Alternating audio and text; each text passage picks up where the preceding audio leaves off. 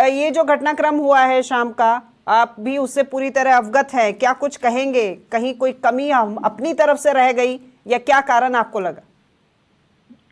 हाँ मैम, कल ये शाम की घटना है। बैच चल रहा था, 5-10 मिनट में फ्री होने वाला ही था। तभी जो है कुछ बच्चों को खिड़की की तरफ से कुछ मतलब स्मेल आने लगी, तीखी स्मेल। और उसके कारण 7-8 बच्चियां जो है वो उनको चक्कर से, उल्टी से ऐसा महसूस होने लगे।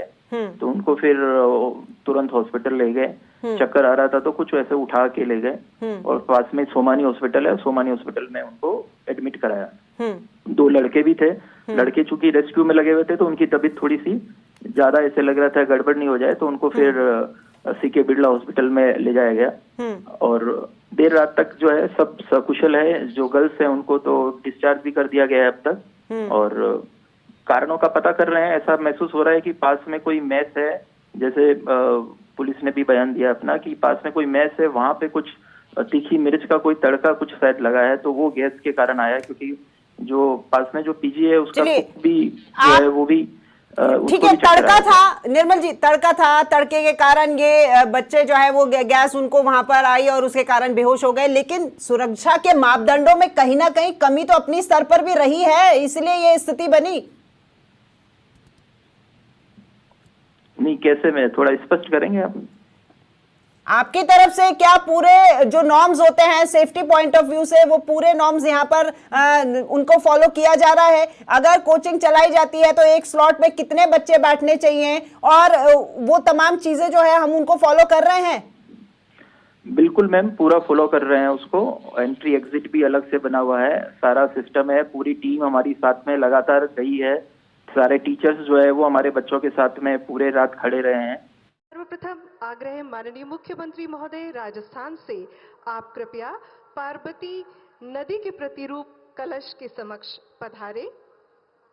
इसी कड़ी में अगला आग्रह हमारे रामजल सेतु में सहभागी माननीय मुख्यमंत्री महोदय मध्य प्रदेश से, कृपया आप भी काली सिंध नदी के प्रतिरूप कलश के समक्ष पधारे। और CR पाटिल साहब हैं चंबल नदी के प्रतिरूपी कलश के समक्ष। साथ ही देवियों और सज्जनों, आप सभी को बता दें कि इन कलश में इन्हीं नदियों का जल लाया गया है और आप समूचे पांडाल की सहृदय तालियों के साथ हम ससम्मान अनुरोध कर रहे हैं माननीय प्रधानमंत्री जी से राम सेतु कलश के समक्ष पधार कर अनुग्रहित करें। माननीय प्रधानमंत्री जी, पौराणिक मान्यताओं में कलश के मुख में विष्णु, कंठ में महेश और मूल में ब्रह्मा जी और मध्य में मातृशक्ति का स्थान। सबसे पहले केंद्रीय जल शक्ति मंत्री महोदय से आग्रह है, आप चंबल नदी का प्रतिरूपी कलश माननीय प्रधानमंत्री जी को सौंपे और आप उसे प्रवाहित कर रहे हैं राम सेतु जल संकल्प कलश में। और अब माननीय मुख्यमंत्री महोदय मध्य प्रदेश काली सिंध नदी का प्रतिरूपी कलश आपको सौंपा है और आप पुनः इसे राम जल सेतु कलश में प्रवाहित कर रहे हैं। माननीय मुख्यमंत्री महोदय राजस्थान इसी कड़ी में पार्वती नदी का प्रतिरूपी कलश आपको सौंपेंगे। भारतीय संस्कृति में कलश का विशेष महत्व, विराट का संदेश वाहक है कलश और समस्त देवियों, शक्तियों, तीर्थों, साथ ही संपन्नता का प्रतीक है कलश। जल का कारक कलश, मन का कारक कलश पवित्र।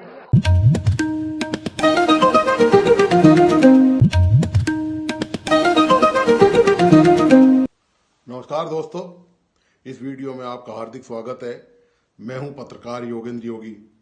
दोस्तों, मान लीजिए राजस्थान में कांग्रेस का शासन होता और प्रधानमंत्री नरेंद्र मोदी जयपुर में होते और उनको भाषण देना होता, तो क्या उत्कर्ष कोचिंग की जो घटना हुई है जिसमें 8 छात्राएं बेहोश हो गई और सरकार और प्रशासन अब उन पर लीपापोती कर रहा है, ये एक अलग मामला है, उसका खुलासा भी थोड़ी देर में करते हैं।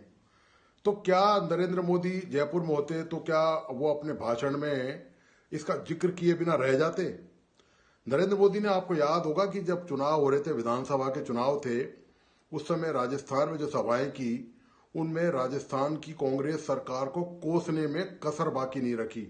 कारण पेपर लीक प्रकरण, अपराधों के मामले, राजस्थान में बढ़ते हुए बलात्कार के मामले और इस तरह के तमाम मुद्दे, करप्शन का मुद्दा, मोदी ने जम के उठाया है और अशोक गहलोत की सरकार पर प्रहार करने में कोई कोर कसर उन्होंने बाकी नहीं रखी। लेकिन दोस्तों अब दृश्य मान लीजिए दूसरा है। अब दृश्य ये है कि अब चूंकि राजस्थान में भारतीय जनता पार्टी की सरकार है और मुख्यमंत्री भजन लाल शर्मा राजस्थान के मुख्यमंत्री हैं, तो अब और मोदी जयपुर में मौजूद हैं। मोदी प्रधानमंत्री ने आज जयपुर में ERCP जो कैनाल योजना है, जो चंबल, काली सिंध और पार्वती नदी को जोड़ेगी और जिससे ये बताया जा रहा है कि 21 जिलों को इससे पानी की आपूर्ति संभव हो सकेगी।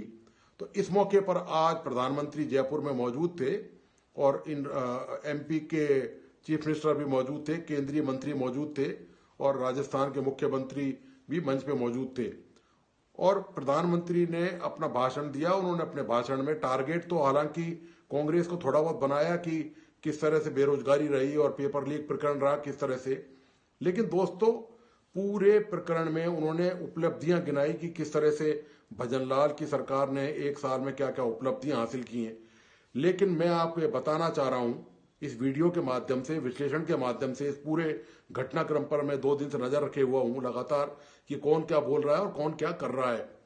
दोस्तों एक वर्ड भी, ये जो उत्कर्ष कोचिंग की जो घटना है जिसमें 8 लड़कियां स्टूडेंट्स बेहोश हो गई वहां पर और उनको अस्पताल में भर्ती होना पड़ा, हालांकि उनकी हालत अब खतरे से बाहर बताई जा रही है और शायद उनको डिस्चार्ज भी शायद कर दिया गया है और कोचिंग के खिलाफ भी कुछ कार्रवाई जारी है। लेकिन मुख्यमंत्री से तो कोई उम्मीद ही नहीं की जा सकती कि वो इस मुद्दे पर, उन्होंने अभी तक कोई बयान नहीं दिया है।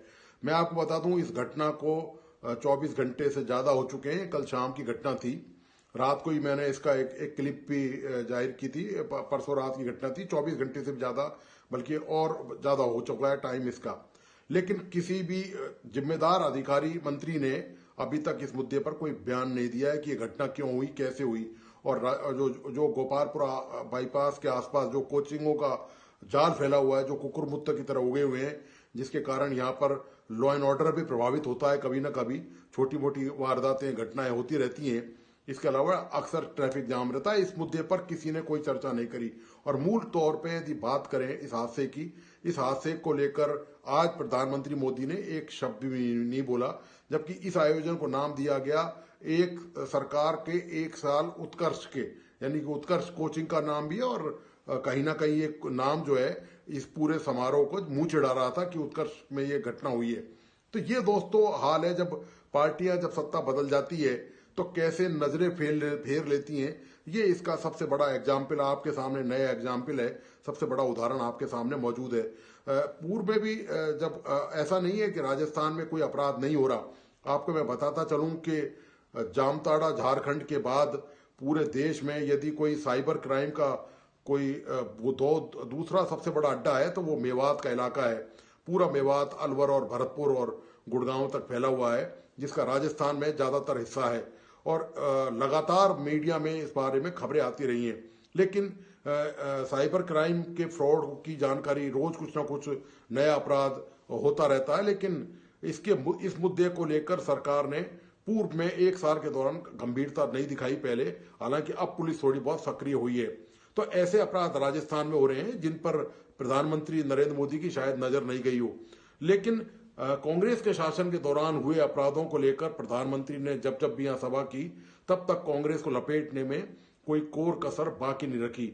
लेकिन अब चूंकि उनकी ही अपनी सरकार है, भजनलाल उसके मुख्यमंत्री हैं, पूरी पार्टी उन्हीं की मौजूद है राजस्थान में, तो शायद प्रधानमंत्री मोदी के लिए संभव नहीं हो कि उत्कर्ष की बालिकाओं के लिए वो 2 शब्द भी बोल सकें, कोई सांत्वना दे सकें, सरकार को कोई नसीहत दे सकें कि ऐसे जिम्मेदार लोगों के लिए जिन्होंने इस तरह की वारदात, लापरवाही के कारण, जिनके लापरवाही के कारण इस तरह की घटना हुई है, बच्चियों की जान भी जा सकती थी, उनके साथ कोई गंभीर हादसा भी हो सकता था। ईश्वर न करे ऐसा कुछ होता, लेकिन जो लापरवाही हुई है उसके खिलाफ कोई सख्त कार्रवाई करने का मैसेज लेकिन प्रधानमंत्री मोदी की तरफ से नहीं दिया गया। और इसी तरह का कोई मैसेज इस तरह का ना तो मुख्यमंत्री की तरफ से दिया गया और ना ही किसी और दूसरे जो जिम्मेदार गृह मंत्री या दूसरे मंत्री हैं उनकी तरफ से दिया गया। कोचिंगों का जाल दोस्तों ये कमाई का धंधा है, एक तरह से आप ये कहें कि लूट का धंधा बना हुआ है। और हजारों लाखों स्टूडेंट जयपुर में रह रहे हैं। मैंने कल भी वीडियो में बताया था कि ये विधानसभा क्षेत्र मुख्यमंत्री भजन लाल का है, और जब उनके विधानसभा क्षेत्र में ये हालत हो रही है तो आप समझ सकते हैं कि पूरे प्रदेश में जो 200 विधानसभा क्षेत्र हैं उनमें हालात कैसे होंगे, लॉ एंड ऑर्डर कैसा होगा, कानून व्यवस्था वहां पर कैसी होगी, किस तरह से कायदे कानून की धज्जियां उड़ाई जाती रही होंगी। इसकी ये आप सहज कल्पना ही कर सकते हैं कि जब यहाँ शासन प्रशासन को होश नहीं है कि ये मुख्यमंत्री का विधानसभा क्षेत्र है, यहाँ पर कानून पूरी कार्रवाई होनी चाहिए, यहाँ सारी व्यवस्थाएं ठीक होनी चाहिए ताकि इसको एक नजीर के तौर पर मुख्यमंत्री के विधानसभा क्षेत्र को एक आदर्श के तौर पर पूरे प्रदेश में प्रदर्शित किया जा सके कि इस तरह का विधानसभा क्षेत्र बनना है। लेकिन दोस्तों सारा मामला है नकारात्मक है। इस विधानसभा क्षेत्र की हालत बहुत ज्यादा बिगड़ी हुई है। 1 साल होने के बावजूद भी सरकार ने या खुद मुख्यमंत्री भजन लाल ने, हालांकि वो जन सुनवाई करते हैं, लेकिन जन सुनवाई में नाली के और ये छोटे मोटे सड़कों की जो समस्याएं, पार्कों की समस्या, ये निपटा दी जाती हैं। लेकिन जो बड़ी समस्या है, जो कि जयपुर में गोपालपुरा बाईपास, यदि आप रहते हैं और जानते हैं और आपने कभी जयपुर में विजिट किया और ये इलाका देखा है तो आपको पता होगा कि आपका यहाँ से निकलना आसान नहीं है। इतनी जबरदस्त ट्रैफिक का यहाँ दबाव रहता है कोचिंगों की वजह से। घर घर में पीजी हॉस्टल बने हुए हैं, तो यहाँ के जो बाशिंदे हैं, इन आसपास की जो 10-15 कॉलोनी है, उनका यहाँ पर जीना हराम हो चुका है। तो ये दोस्तों ऐसा होता है कि तुरंत गिरगिट की तरह किस तरह से रंग बदला जाता है, ये राजनीति के अब तौर तरीके में शामिल हो चुका है। कोई भी नेता हो, चाहे कांग्रेस हो, चाहे भारतीय जनता पार्टी हो, आम लोगों से इनकी दूरी सत्ता में आते ही बन जाती है। उनको वो तमाम चीजें दिखाई नहीं देती जिनके लिए पहले वो संघर्ष कर रहे होते हैं, जिनके लिए वो पहले वो आरोप लगा रहे होते हैं। बाद में वो संघर्ष और वो आरोप उनको सत्ता में आते ही नजर नहीं आते, वो सब बदल जाता है, खेल ही दूसरा हो जाता है। और अब जो है ये जो सारा तमाशा है ये इस तरह का है कि अभी इस कोचिंग के मामले को ले दे के कुछ, अभी तक आपको मैं बता दूं, इस कोचिंग के मामले में प्रबंधकों की एक की भी गिरफ्तारी नहीं हुई है। आप बताइए कि आम आदमी यदि ये कोई गलती कर दे, ये ताकतवर, ये जो लोग हैं, ये पूंजीवादी लोग हैं, ये धनी लोग हैं, धनवान लोग हैं, ये जो कोचिंग चलाना कोई हंसी खेल नहीं है, लाखों करोड़ों का ये व्यापार है, तो इन पर हाथ डालना आसान नहीं है। यही गलती यदि कोई छोटा मोटा दुकानदार उससे हो जाती, उसके यहाँ कोई गैस लीक हो जाती किसी रेस्टोरेंट वाले के यहाँ, तो अब तक वो पुलिस की सलाखों के अंदर होता। लेकिन अभी तक केवल पुलिस प्रशासन और सरकार लगता यही है कि इस मामले में लीपापोती करने में जुटी हुई है। तो ये दोस्तों आज आपका विश्लेषण आज आपके सामने मैंने प्रस्तुत किया। मुझे उम्मीद है, पूरा विश्वास है कि आपको विश्लेषण पसंद आया होगा, और इसी उम्मीद विश्वास के साथ कि आप इस वीडियो को अपने दोस्तों और परिवार के अन्य लोगों को जरूर शेयर करेंगे। साथ में इस YouTube चैनल को प्लीज सब्सक्राइब करना और बेल आइकन का बटन दबाना नहीं भूलें। धन्यवाद, नमस्कार।